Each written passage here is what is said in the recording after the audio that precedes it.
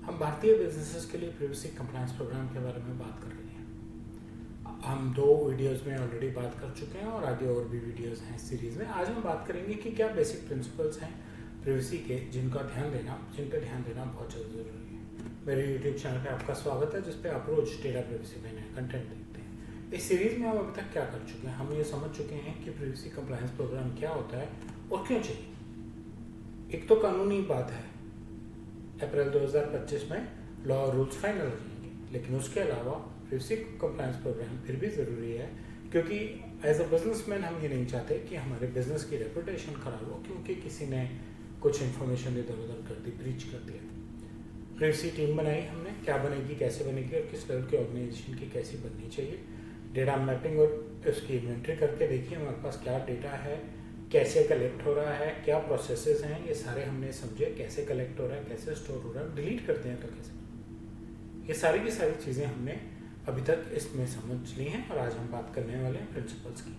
हम कोई भी काम करने जा रहे हैं तो हमें उसके लिए किसी कस्टमर का, प्रोस्पेक्ट का डेटा चाहिए। जैसे मान लीजिए मार्केटिंग करना चाहते हैं, पहला उदाहरण का पहला सिंपल सा काम, सिंपल जो मैं ऑप्शन दे रहा हूँ, शुरुआत कर रहा हूँ कि हम ईमेल मार्केटिंग करना चाहते हैं तो हमें क्या चाहिए, हमें कस्टमर का नाम चाहिए और उसका ईमेल आईडी चाहिए। हम अपने प्रोस्पेक्ट के पास जाते हैं या हमारे आदमी कहीं फॉर्म्स कलेक्ट कर रहे हैं, हम किसी शो में गए हैं, इन्फॉर्मेशन कलेक्ट कर रहे हैं, तो हमें क्या कहना है, हमें कहना है हम आपके साथ ईमेल मार्केटिंग करना चाहते हैं, इसलिए हमें आपका ईमेल एड्रेस चाहिए। हम ईमेल पे आपको अपनी कंपनी के ऑफर्स और अपने नए प्रोडक्ट्स और ईमेल्स भेजते रहेंगे। यानी कि आपने पहला प्रिंसिपल फॉलो कर लिया, आपने पर्पस क्लियर कर दिया और सबको अच्छी तरह से एक्सप्लेन कर दिया कि आपका पर्पस क्या है।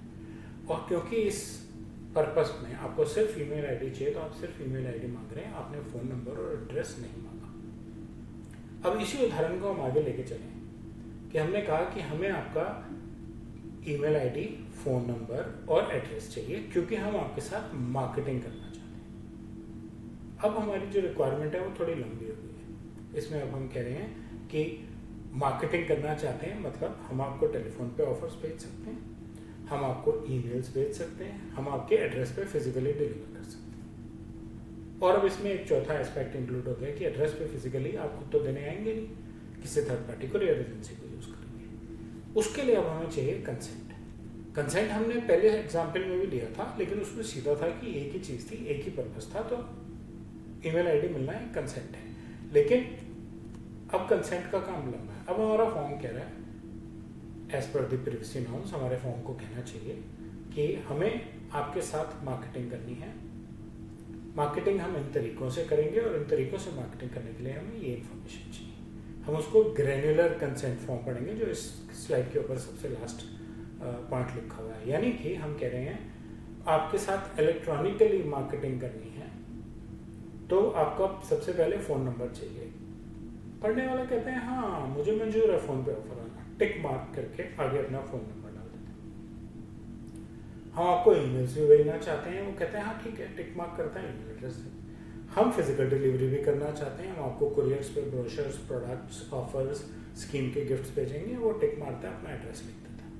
हम उसमें नीचे लिखते हैं कि ये जो कुरियर आएंगे ये थर्ड पार्टी एजेंसी से आएंगे, तो इसलिए हम आपका एड्रेस और phone number third party address के साथ, कंपनी के साथ शेयर करेंगे, और वो उस पर भी टिक लगा देता है। ये बड़ी आइडियल सिचुएशन है। आपने ग्रैन्युलर फॉर्म लिया और हर ऑप्शन पे आपके प्रोस्पेक्ट ने टिक लगा दिया।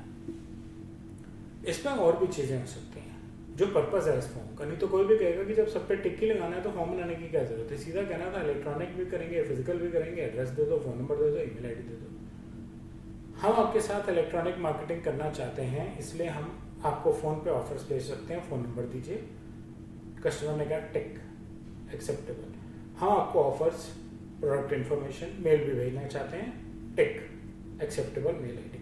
हम आपको फिजिकली डिलीवरी करना चाहते हैं, जिसके लिए हम आपका एड्रेस कुरियर कंपनी के साथ भी शेयर करेंगे। वो बंदा कहते हैं नहीं मुझे नहीं चाहिए। उसके कई कारण हो सकते हैं। एक बेसिक कारण, उसको अपने घर में कागज पत्र नहीं चाहिए आपके, आजकल कोई नहीं पढ़ता कागज पत्र, ठीक। दूसरा कारण, वो नहीं चाहता कि वो आप पे विश्वास करके आपको जो एड्रेस और फ़ोन नंबर दे रहा है वो आप किसी और के साथ शेयर कर लें, तो डेटा शेयरिंग वो अलाउ नहीं कर रहा है। वो ये लेके चल रहा है कि आप खुद उसको टेलीफोन नंबर पे या ईमेल आईडी पे ऑफर्स भेजेंगे, किसी थर्ड पार्टी को नहीं यूज़ करेंगे, क्योंकि आपने एक्सप्लेन नहीं किया कि तो वो थर्ड पार्टी करेगी, हम नहीं करेंगे।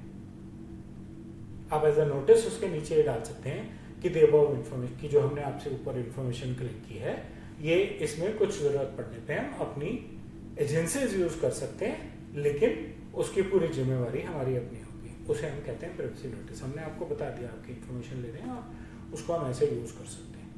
आपको अगर कोई भी चीज़ एक्सेप्टेबल नहीं है, आप इन्फॉर्मेशन मत दीजिए। ऐसा भी हो सकता है कि वो इलेक्ट्रॉनिक में फ़ोन पे टिक मार दे, ईमेल एड्रेस पे टिक मार दे, एड्रेस पे टिक ना मारे लेकिन अपना एड्रेस दे दे। वो क्या आप अपनी डेटाबेस में मेरा एड्रेस रख लीजिए, लेकिन मुझे फिजिकल डिलीवरी नहीं चाहिए। या वो कहे कि फिजिकल डिलीवरी चाहिए सब्जेक्ट टू थर्ड पार्टी के, नहीं आपके अपने आदमी के थ्रू आएगी।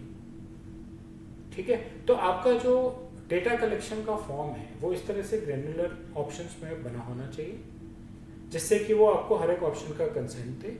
उस ऑप्शन के बेसिस पे आप डेटा कलेक्ट करें। जो नहीं चाहता कि आप उसके घर पे फिजिकल चीज़ें भेजें, उसका एड्रेस लेने की जरूरत नहीं है। डेटा मिनिमाइजेशन का प्रोसेस है, वो सिर्फ इलेक्ट्रॉनिक मार्केटिंग अलाउ कर रहा है। आपको सिर्फ फ़ोन नंबर और एड्रेस चाहिए, आपने सिर्फ वो लिया।